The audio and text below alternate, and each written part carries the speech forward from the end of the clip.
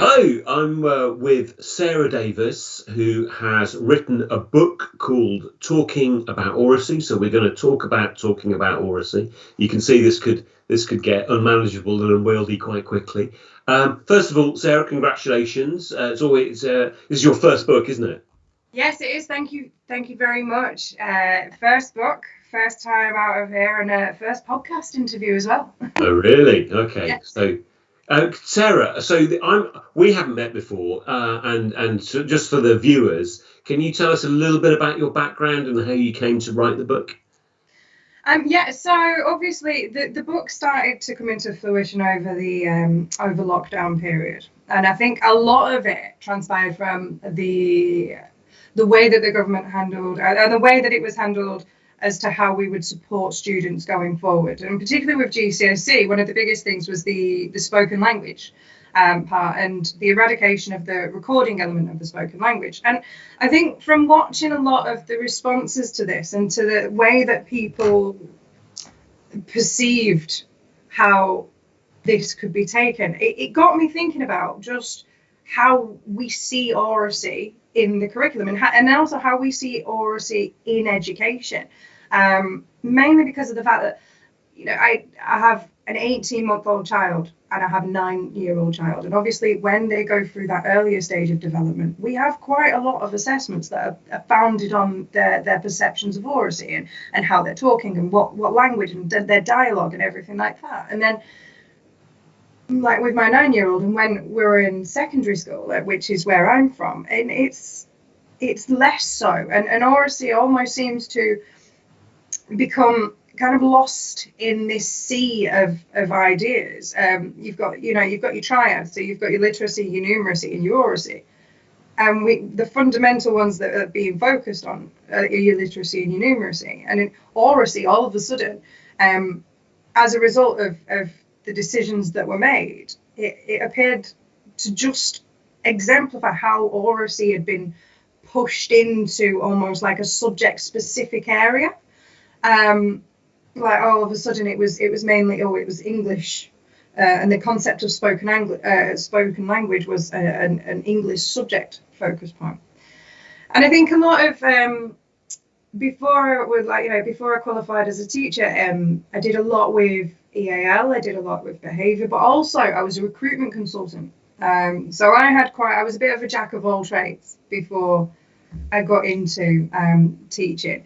And I think having that experience of just how important it is to be able to communicate really drove this idea forward of, well, hold on a minute here, we're losing out on something. If by the end of if because of everything that happened because of the pandemic, our students are leaving us and we're concerned about their academic progress, about how much they managed to achieve during that time, and no matter what transition stage they were in.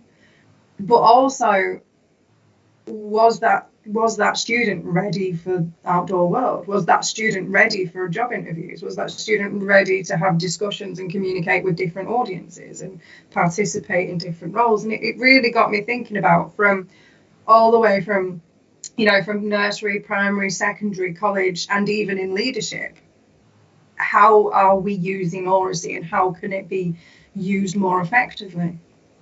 Okay, thanks. So let me ask you another. Might sound like a stupid question. We're using the word oracy. What actually is it? Is it different to speaking? So oracy is the concept of, in my opinion, oracy is the concept of communication. Oracy is however you communicate. It wouldn't be fair to say that it was just the idea of speaking, because obviously we will have people that are almost inaudible, so they're not able to communicate in that way, and we have to think about what is it in regards to tone, is it in regards to body language, the physical components of it, the content. Oracy is basically how you are communicating and how you are able to communicate with someone. Okay, right. So you've talked a little bit about why we're focusing on that. And why you think it's important. Tell me, as part of it, how important do you think standard English is? Should children be taught to speak in standard English, or do you think that we should be embracing and accepting of the different dialects that children might bring to school?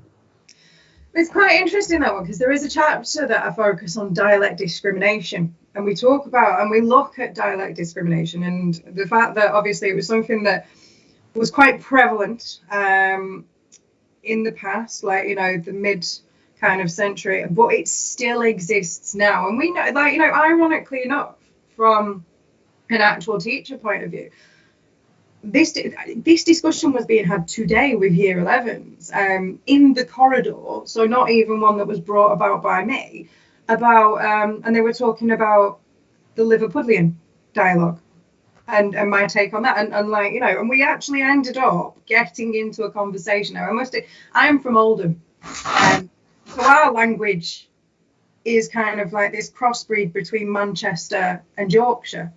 So we've got a certain tone to the way that we speak, and sometimes it sounds, you know, all right, and then you put me in a car and it's true Yorkshire Oldham kind of crossover. And it's about being taught to like, you know, to communicate effectively, no matter what dialogue it is, like whether you are, you know, whether you're from Liverpool, whether you're from Birmingham, or whether you're EAL. So whether, you know, it's English as an additional language, it's about how you're able to come across and how that communication is able to take place, as opposed to are we, and, you know, and less so, but still existing in the background, are we actually basing our ideas on the sound that we're hearing and the locality of it, or the demographic of that person that's talking? Okay. Yeah. Okay. So we don't want to discriminate against people with different dialects, but you know, sometimes I think people talk about standard English as the language of power, and are we disadvantaging students if we don't expect them to be able to communicate using the standard English dialect? Is that a problem? No, I think we need to model, like, you know, and it goes from the reason that this book focuses on leadership as well, and it focuses on how we can communicate as effective leaders, and it's all about modeling the standard that we would expect. It's being able to articulate ourselves, no matter, you know, where we come from or what our educational upbringing was. It's being able to use that vocabulary and use it confidently, and about understanding all of the key areas and how we're able to say things. And it's being unapologetically ambitious, to quote Jennifer Webb. She's, you know, it's basically saying this is the excellent, this is the standard that we expect from everyone, and everyone can get there. And it's whether, you know, English is an additional language, whether there is any special educational needs involved, whether there is any issues in regards to how a person may communicate, that the use of their ability to communicate needs to be the best possible way. And we always say as well, I mean, when you look at English, when you look at what we're taught in literature, and the fact that we're taught 19th century literature, and we're taught that broad range of vocabulary and the extravagance of it all, and how people, you know, and how words and phrases were used back then. And it's about embedding into our language what we expect from others. Okay, yeah. So one of the things that I've heard quite a bit through visiting schools and working on literacy in different schools is that sometimes schools have said one of the things that we insist on in our school is that children speak in full sentences, and they speak using correct grammar, and they do all of this sort of thing. Where do you stand on those kinds of issues, Sarah? Yeah. No, it's what we said before, isn't it? It's about modeling that excellence. It's about having that expectation, and it's about teaching them as well that with different audiences, they need to understand that how they're speaking, you know, it articulates what the content is, what they're trying to say, and how they might come across to another person. So if you're in a classroom, if we look at ourselves in general, how we're speaking now, how we speak to colleagues will be different to how we might speak to a very close social circle, or it would be definitely be different to how we might speak to our children. And it's about being able to change that dialogue, but always enabling the content to come across. So definitely I would suggest, teachers should be reinforcing this idea of speaking and being able to speak in full sentences, because one of the biggest things that we say as well is that with the effective use of oracy comes the effective use, the ability to articulate. With the ability to articulate comes the confidence in order to actually put this down in writing and to be able to then feel like they can express themselves on the actual paper as well. So that's where quite a lot of it comes from. If they're able to articulate it, and if they're able to verbalize it, and if they're able to verbalize it to the extent that we would require from them, and what would be required, when they go into their own professional working lives, then they know that they know what to do in that sense. Okay, because one of the things that I've said in response to that is that it's not possible to speak in full sentences, and nobody ever does it.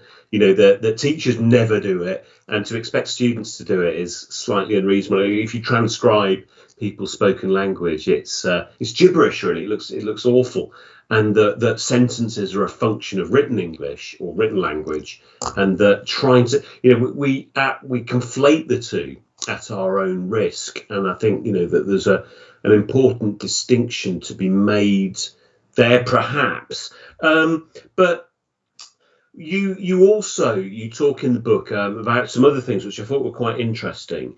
And one of the questions that I have for you is, do you see this concept of oracy? Do you see it as a means to achieving a particular end, or is it an end in and of itself? It's quite an interesting one, because I think I ran a chat on Monday night, and one of the things was about assessment in oracy. Yeah. And do we see, it brings it to that concept of, should we be assessing oracy skills, or could we assess knowledge-based skills from oracy and from their ability to verbalize it? But I think the biggest thing is that oracy needs to act.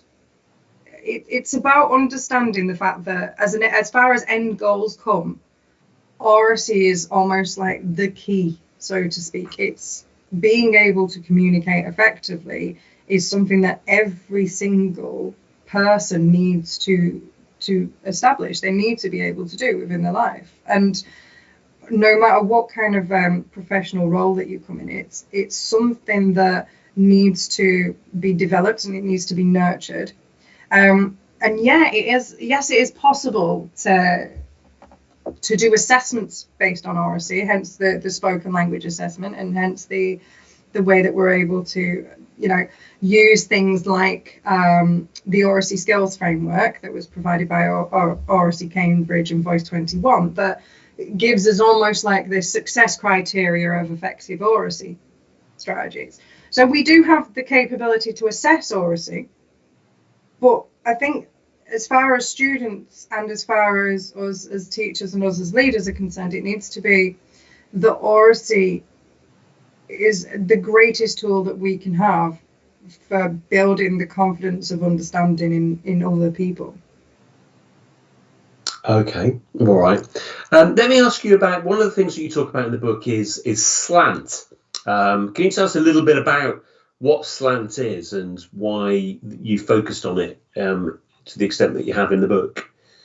Well, I touched upon Slant because it's one of those, and it's just modelling the expectation, and it's all about reinforcing the expectations that you would expect to see post academia. So when a person goes into employment, you wouldn't in any way, shape or form expect them to start, they wouldn't sit there in an interview and start lounging around or put their head on the desk, or all of the different things that if you walked into schools, you would, in essence, you may see in some circumstances. So slant is about establishing an expectation about how we can communicate and how we can listen to others, because it's all about the active listening part of it as well. So it's all about, you know, the sitting up and the leaning in and the following the speaker, the tracking the speaker, and the ability to show that you're listening, and the ability to show that you're taking the information in. But what I've always found quite interesting when I started looking at slant and I started looking at the students using it is you've got to be very careful. And what you've got to be very careful about is the age-old thing that I think we as leaders fall into in regards to, okay, we've got this checklist. This is what we need to look like. Are we doing it? But then what you're actually doing, if you're not, like, you know, if you're not instilling it properly, is these people are, well, anyone is not listening, but they're focusing on what they're doing. Or they're not listening, they're focusing on what they're going to say in response. And that kind of, it really draws in the fact that it's one of several different ways and methods that you can really support the necessity of effective communication skills. Are you actually taking in the information? Are you listening? Or are you preparing what you're about to say? Yeah. Okay. So, I mean, recently, I mean, particularly over the summer, there was quite a bit of criticism of slant, especially from educators in the States, sort of saying that it's carceral pedagogy and it's oppressive and racist and these sorts of things. What would you say in response to those sorts of comments? I think it's one of those situations where it all depends on how it's delivered. I mean, you know, as with anything, if it's delivered with its intention, it's different to it looking like some kind of dictatorial, like, you know, oppression, so to speak. And this concept of it almost in a very army style, a very regimental style, it's, if it is delivered in that way, where it is very hard and fast, this is what you need to do, this is how you should be doing it, and it's one of those concepts of you need to be rising every time that the teacher comes in. I've been in those kind of schools where you must rise every time the teacher comes in, you must sit down and do all of that. That is where you can start to see, hold on a minute, I can see where people are coming from. But it's all about actually getting to the root of the intention behind it. And it's a case of not necessarily enforcing it as a non-negotiable, but can we use it as almost like a you know, even just embedding it in some success criteria whenever we're thinking about things like, well, how can we show that we're listening to these dialogue? How can we engage with the audience, so to speak? It's not a case of, right, you must do this, and this. It's, these are the skills that can use. And it goes back to what I said before. If we focus too much attention on that, and if you do focus on it as a regimental routine, all listening and all effective communication goes out of the window, because the person involved is too busy focusing on what they have to do, as opposed to, you know, in actually engaging with the conversation or engaging with the dialogue that's taking place in front of them. So if it's done with warmth and respectfully, then that's fine. That's it. And I think there's a lot of because one thing that I was able to do as well is I was able to, whilst I was writing the book, I was able to just gain understanding of all of these different, you know, all of the different pedagogical ideas and all of the different research supports. And it was fascinating just to see how much is out there and how much almost goes in a cyclical structure. And I think one of the biggest things that I found from it all was this idea of contextualization. And the biggest thing, as with any, you know, research, as with any kind of like strategies that you could implement, and there are strategies in the book that could be implemented. There are also strategies in the book that you might look and go, well, in my context, we already do that, or we've been trying that, it could be embedded. And it's just a case of just contextualizing it all and thinking, right, how would that be received in my environment, and how might that, you know, be something that could become effective and could be embedded as a useful strategy, as opposed to one that's almost like a behavior for learning non-negotiable. Okay. So you mentioned earlier that the oracy is more than just spoken language. It also includes things like body language and facial expressions and these sorts of things. How would you go about teaching those things? It's always a complicated one, and one thing that I found as well with, like, the amazing massive contributions that were provided, because I didn't just want to get my voice on it. I didn't want to be just one lone voice going, everybody talk about ORC, because I'm a secondary English teacher, so it's fairly obvious that I would end up going down one line. So I think by exploring all of these different areas, and the most apparent one is through drama. And how drama can be embedded in the curriculum. But that's English based again. So instead, it goes back to modeling, and it goes back to the conversations that we're having with our students. It goes even to the conversations that we're having with our staff, and how might we be able to communicate that body language with them. And a lot of it is modeling, or it could be the explicit teaching of it. So speaking from an English point of view, you might be able to look at some of the plays. And one of the best thing about looking at plays, so for example, in Inspector Calls, or even with Macbeth, is just pausing it and just ignoring, or even muting it, and muting the actual language, which I know is a travesty, but muting it for 2 minutes and allowing the students to see what's going on in front of them. How is the body language affecting the characterization? How is what's being spoken having an impact on how we as an audience are perceiving the atmosphere and the tone of the piece? And something like, just as simple as that allows them to see, well, hold on a minute, my body language does have a lot to do with it. And it's like that whole idea of reinforcing high expectations. It's if you've got a student that's okay, and it's about how we are perceived in ourselves and how our body language comes across, because it could come across as aggressive if we got, and it's about knowing how everything intertwines together to create effective communication. It's about knowing that it's not just the content. You could plan to the nth degree what you're going to say if it's something like a speech, or if it's something like a difficult conversation that you've got to have. But if it's not presented in the right tone, or if it's not presented with the right body language, then that actual content gets lost along the way. And it's about seeing how all of the different areas all come together to create this dialogue. Okay. I think one of the assumptions that we make perhaps as teachers is that students understand body language instinctively, and I've certainly in the past, I remember once having a year 7 class who just didn't get when I felt upset with them, and I ended up drawing a sad face on the board and said, "This is my mood right now," and they're like, "Oh God, really? We had no idea." And then at a later point I'd change the facial expression on the drawing, and they'd go, "You're happier." And it came as quite a surprise to me that I was having to do that with some students. I couldn't take it for granted that they automatically work out from my quite sort of caricatured and pantomimes attempts to communicate my mood through body language wasn't necessarily landing. So that's. This is it, and I think it's the age old, and we all, let's face it, we all could use something like that every now and again. The age old example that I use is whenever your partner tells you that they're fine, that they're not fine. Do you know what I mean? There's more below that surface, and I think it's understanding. Oh, I'm okay. And I once heard someone say that FINE is an acronym for frustrated, insecure, neurotic, and emotional.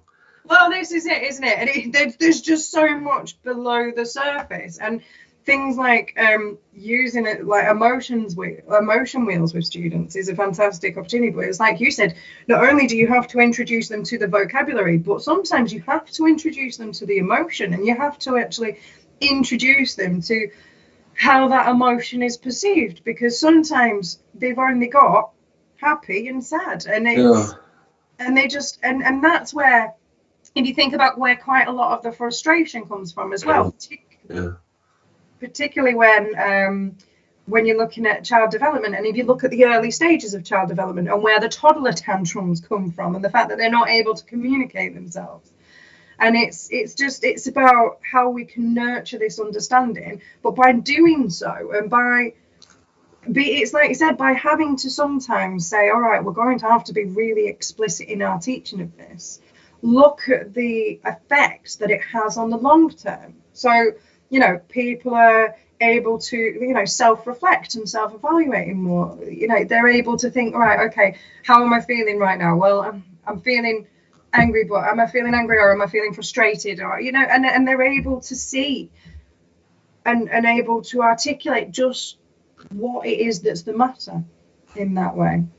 Okay, yeah, that makes sense. So in terms of, one of the things which I might have expected and associated with Oracy would be the teaching of classical rhetoric, the idea of ethos, pathos, and the other one which has momentarily escaped me. What is it? Logos. And you kind of make brief skirting reference to rhetoric, but it isn't something that you've kind of included in the book. Was that a deliberate omission? Yeah, and I think it goes back to what I was saying before about the fact that by doing this, I was able to my eyes were broadened to a variety of different ways and strategies that you could actually introduce Oracy. And one thing that I didn't want to do is I didn't want this to be a book that very much focused on one idea and one concept and one approach, because that's not the case. No, it goes back to what we were saying before about contextualization. It goes back to what is going to work well. So what I wanted to do instead was focus on how different approaches can be used and how different strategies could be used, instead of going, okay, use this one and then use this one. So it's like I talk about the rhetoric and how you can incorporate the rhetoric, and then I talk about the Socratic questioning and how you can talk about that. Even when I'm looking at things like monologic teaching and dialogic teaching, one of the things that I mention in the book, and one of the things that I'm continuously saying is there is no, like, in my opinion anyway, there is no right answer. That there is no, you should be following this strategic approach, you should go completely dialogic, or you should, and it's very much a case of there will be circumstances and there will be information that will need to be presented in a monologic strategy, and there will be circumstances and information that will need to be more, or that could be more dialogic. And I think one thing that I wanted to say was that the resources that are provided in the book and the strategies that are provided in the book, the wealth of knowledge that I've been able to go, okay, yeah, I can see how this would work in different contexts, and I can see how this would work in different contexts. So it is very much a case of that they're touched upon, and I provide the ways in which they can be implemented, but it's about how they're embedded in your particular context that's the most important, and how it's driven forward in a way where it doesn't become a tick list exercise, because that's the biggest thing as well with Oracy. We can't afford for it to fall into the grasp of it being just this checkbox that a school is able to tick and go, yeah, okay, we do Oracy, we look at Oracy, because on our curriculum it says think, pair, share. And then, and it's that is it.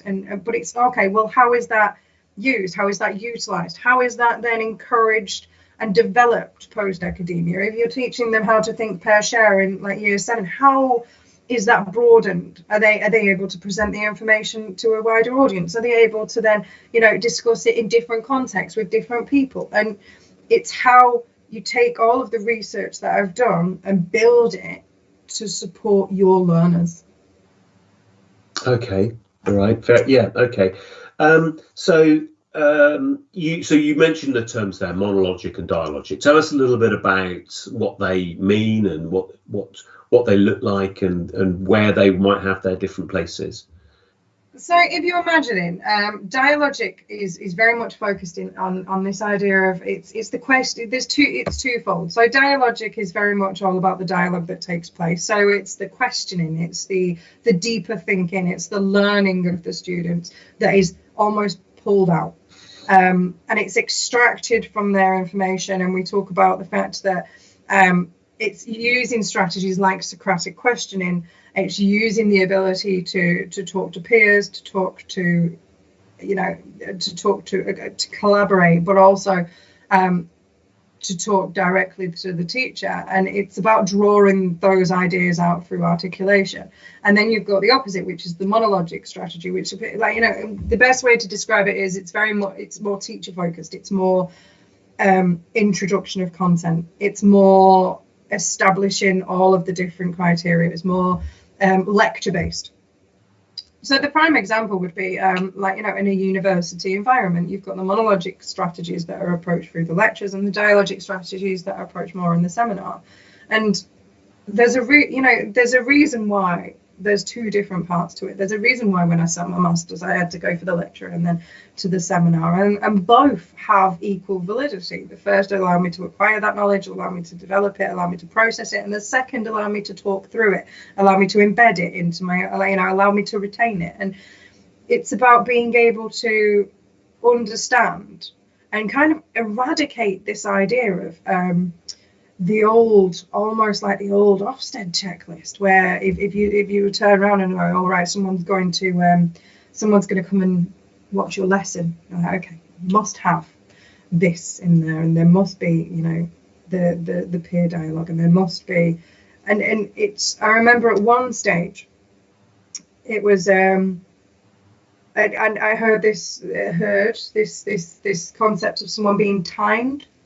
How much actual talking that they did, because this was during a time where teacher talk or monologic teaching wasn't, it was almost frowned upon in a way, and you were timed as to how much time you were talking and how much time the rest of the class were collaborating together. And even though the book is talking about oracy, it's about talking about communication strategies that are most effective, and there are circumstances where that is the most effective strategy. And I think it's about embracing that instead of just going, no, you must always be caught in a constant dialogue, of a collaboration between two people, as opposed to having that information in. And it goes back to being able to listen, and being able to actually listen properly is another part of the communication. Okay, so they both have their place. Maybe the teacher talk, the instructions come first, and maybe the conversation comes when you've got something to talk about and discuss. You move on right at the end of the book. You talk about debate, and you're talking, and I think you talk about debate as in the formal debates. Yeah. What is the place for debating? Should students take part in formal debates, or should these be recreated in a mini format in classrooms? Should they be competitive? What should we know about debating?